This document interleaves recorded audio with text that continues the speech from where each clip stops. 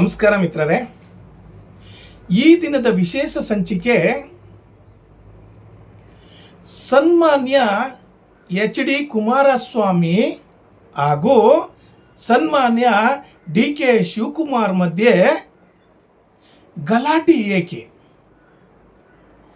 ದ್ವೇಷ ಬಿಡಿ, ದೇಶ ಕಟ್ಟಿ. ಇದು ಬಹಳ ಗಹನವಾದ ವಿಚಾರ. ಹಾಗಾಗಿ ನಾನು ಸಹಿತ ಬಹಳ ಗೌರವಪೂರ್ವಕವಾಗಿ ಈ ಚರ್ಚೆಯಲ್ಲಿ ಮಾಡಲಿಕ್ಕೆ ಬಂದಿದ್ದೇನೆ. ನಾನು Prajakeeya Srinivas Belur. Welcome to Prajakeeya YouTube channel. ಮಿತ್ರರೇ, ನೀವಿನ್ನು ನನ್ನ ಚಾನಲ್ಗೆ ಸಬ್ಸ್ಕ್ರೈಬ್ ಆಗಿಲ್ಲ ಅಂದರೆ ದಯಮಾಡಿ ಸಬ್ಸ್ಕ್ರೈಬ್ ಆಗಿ ಹಾಗೂ ಈ ವಿಡಿಯೋವನ್ನು ಸಂಪೂರ್ಣವಾಗಿ ನೋಡಿ. ನಿಮ್ಮ ಅಭಿಪ್ರಾಯ ಮತ್ತು ಅನಿಸಿಕೆಗಳನ್ನು ಕಾಮೆಂಟ್ಸ್ ಮೂಲಕ ತಿಳಿಸಿ. ಈಗ ನೇರವಾಗಿ ವಿಚಾರಕ್ಕೆ ಬರೋಣ. ಸ್ನೇಹಿತರೆ, ಸನ್ಮಾನ್ಯ ಡಿ ಕೆ ಶಿವಕುಮಾರ್ ಅವರು ಮತ್ತು ಸನ್ಮಾನ್ಯ ಎಚ್ ಡಿ ಕುಮಾರಸ್ವಾಮಿ ಅವರು ಒಂದೇ ಸಮಾಜದ ಬಹಳ ದೊಡ್ಡ ನಾಯಕರು, ಬಹಳ ದೊಡ್ಡ ಪ್ರಬಲ ನಾಯಕರು, ಪ್ರಬಲ ಸಂಪನ್ಮೂಲ ಇರುವಂಥ ನಾಯಕರು, ಜನಪ್ರಿಯ ನಾಯಕರು. ಅವರ ಮಧ್ಯೆ ಈ ಗಲಾಟೆ ಗದ್ದಲ ಯಾಕೆ? ಸನ್ಮಾನ್ಯ ಡಿ ಕೆ ಶಿವಕುಮಾರ್ ಅವರು ಒಂದು ಸಾಮಾನ್ಯ ರೈತ ಕುಟುಂಬದಲ್ಲಿ ಹುಟ್ಟಿ ಶಾಸಕರಾಗಿ, ಸಚಿವರಾಗಿ, ಈಗ ಹಾಲಿ DCM ಆಗಿ ಬೆಂಗಳೂರು ನಗರಾಭಿವೃದ್ಧಿ ಸಚಿವರಾಗಿ, ಭಾರಿ ನೀರಾವರಿ ಸಚಿವರಾಗಿ ಸೇವೆ ಸಲ್ಲಿಸ್ತಾ ಇದ್ದಾರೆ. ಆದರೆ 2023 ಚುನಾವಣೆಯಲ್ಲಿ ಸನ್ಮಾನ್ಯ ಡಿ ಕೆ ಶಿವಕುಮಾರ್ ಅವರು KPCC ಅಧ್ಯಕ್ಷರಾಗಿದ್ದರು. ಅವರ ಅಧ್ಯಕ್ಷತೆಯಲ್ಲೇ ಚುನಾವಣೆ ನಡೀತಾ ಇತ್ತು.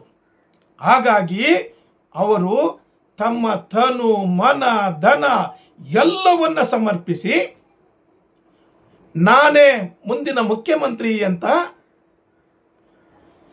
ನನಗೆ ಒಂದು ಅವಕಾಶ ಕೊಡಿ, ಕಾಂಗ್ರೆಸ್ ಪಕ್ಷಕ್ಕೆ ಮತ ನೀಡಿ ಅಂತ ಪ್ರಚಾರ ಮಾಡಿ, ಹೋರಾಟ ಮಾಡಿ ಕಾಂಗ್ರೆಸ್ ಪಕ್ಷವನ್ನ ಬಹಳ ಪ್ರಚಂಡ ಬಹುಮತದಿಂದ 137 ಸೀಟ್ ಗೆಲ್ಲುವುದರ ಮೂಲಕ ಅಧಿಕಾರಕ್ಕೆ ತಂದರು. ಆದರೆ ಸ್ನೇಹಿತರೆ, ಕಾಂಗ್ರೆಸ್ ಪಕ್ಷದಲ್ಲಿ ಒಂದು ಅಲಿಖಿತ ನಿಯಮ ಇದೆ. ಏನಪ್ಪ ಅಂದರೆ, ಯಾರು ಪಕ್ಷದ ಅಧ್ಯಕ್ಷರಾಗಿರುತ್ತಾರೋ, ಯಾರ ಅಧ್ಯಕ್ಷತೆಯಲ್ಲಿ ಆ ಚುನಾವಣೆ ನಡೆಯುತ್ತೋ ಅವರು ರಾಜ್ಯದ ಮುಖ್ಯಮಂತ್ರಿ ಆಗ್ತಾರೆ ಅಂತ. ಆದರೆ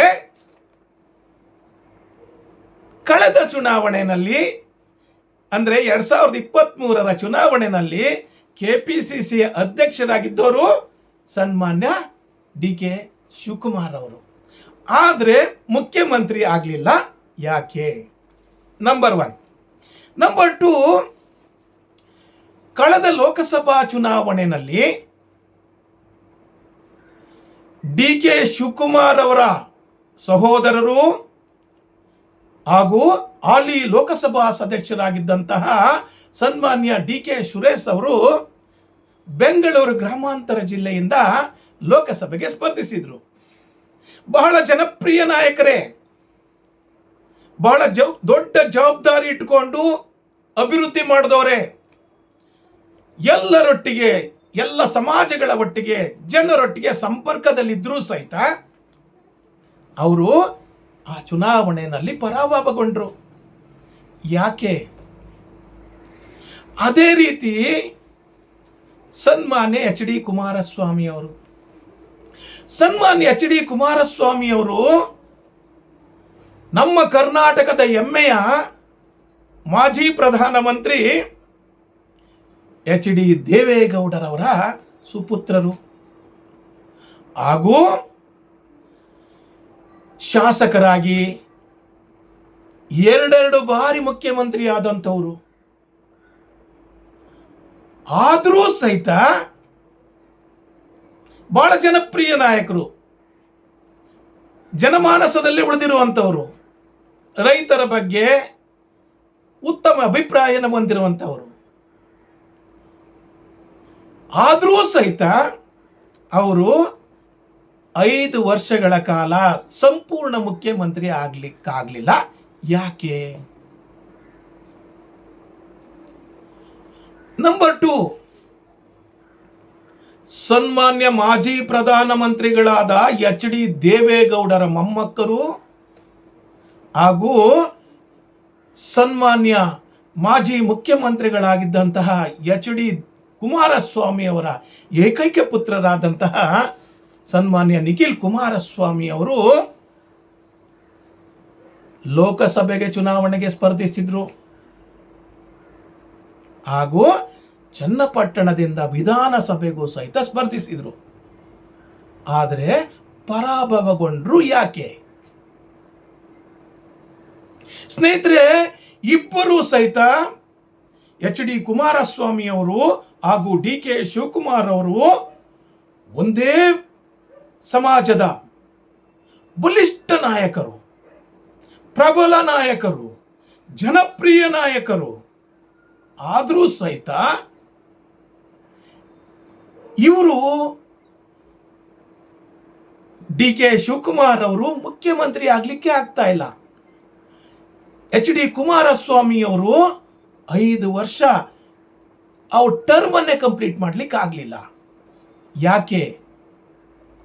ಇವರಿಬ್ಬರೂ ಸಹಿತ ಈಗ ಒಬ್ಬರು ಡಿ ಕೆ ಶಿವಕುಮಾರ್ ಅವರು KPCC ಅಧ್ಯಕ್ಷರಾಗಿದ್ದಾರೆ, ಅಂದರೆ ಕಾಂಗ್ರೆಸ್ ಪಕ್ಷದ ರಾಜ್ಯಾಧ್ಯಕ್ಷರು. ಅದೇ ರೀತಿ ಎಚ್ ಡಿ ಕುಮಾರಸ್ವಾಮಿ ಅವರು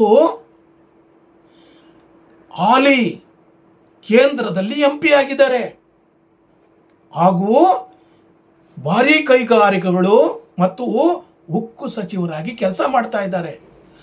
ಆದರೂ ಸಹಿತ ಅವರು JDS ಪಕ್ಷದ ರಾಜ್ಯಾಧ್ಯಕ್ಷರಾಗಿದ್ದಾರೆ.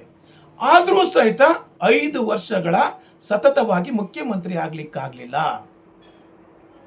ಯಾಕೆ?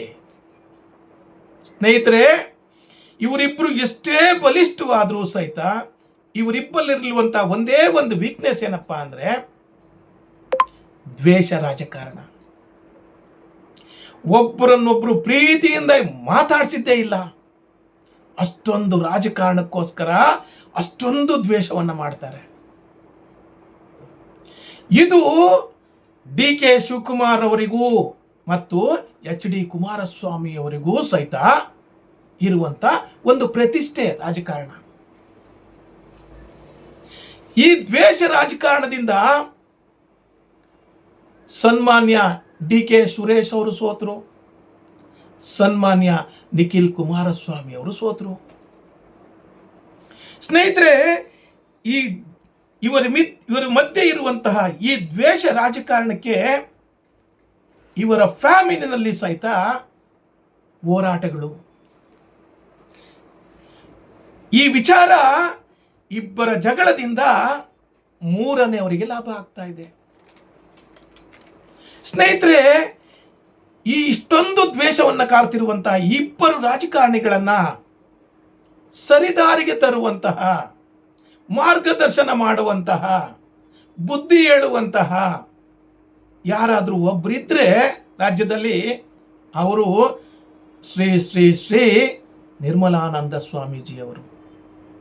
ಇವರು ಆದಿಚುಂಚನಗಿರಿ ಮಹಾಸಂಸ್ಥಾನದ ಪೀಠಾಧ್ಯಕ್ಷರು, ಬಹಳ ಬುದ್ಧಿವಂತರು, ಬಹಳ ಓದ್ಕೊಂಡಿರುವಂಥವ್ರು. ಇವರಿಗೂ ಸಹಿತ ಎಲ್ಲ ಗೊತ್ತಾಗ್ತಾ ಇದೆ. ಆದರೆ ಇವರನ್ನ ಕರೆದಿ ಕೂರಿಸುವಂತಹ ಜವಾಬ್ದಾರಿಯನ್ನು ತೆಗೆದುಕೊಳ್ತಾ ಇಲ್ಲ. ಇವರು ನಾನು ಪೂಜ್ಯರಲ್ಲಿ ಶ್ರೀ ಅವರಲ್ಲಿ ಪೂಜ್ಯರಾಗಿ ಮನವಿ ಮಾಡೋದು ಏನಪ್ಪ ಅಂತ ಹೇಳಿದ್ರೆ, ದಯಮಾಡಿ ಡಿ ಕೆ ಶಿವಕುಮಾರ್ ಅವರನ್ನ ಹಾಗೂ ಎಚ್ ಡಿ ಕುಮಾರಸ್ವಾಮಿ ಅವರನ್ನ ಕೂರಿಸಿ ಅವರಿಗೆ ಸರಿಯಾದ ಮಾರ್ಗದರ್ಶನ ಮಾಡಿ ಅವರಲ್ಲಿರುವಂತಹ ದ್ವೇಷವನ್ನ ಹೋಗಲಾಡಿಸಿ. ಅದರಿಂದ ಸಮಾಜಕ್ಕೂ ಒಳ್ಳೆಯದು, ಕರ್ನಾಟಕ ರಾಜ್ಯದ ರಾಜಕೀಯ ಇತಿಹಾಸಕ್ಕೂ ಒಳ್ಳೆಯದು, ದೇಶಕ್ಕೂ ಒಳ್ಳೆಯದು.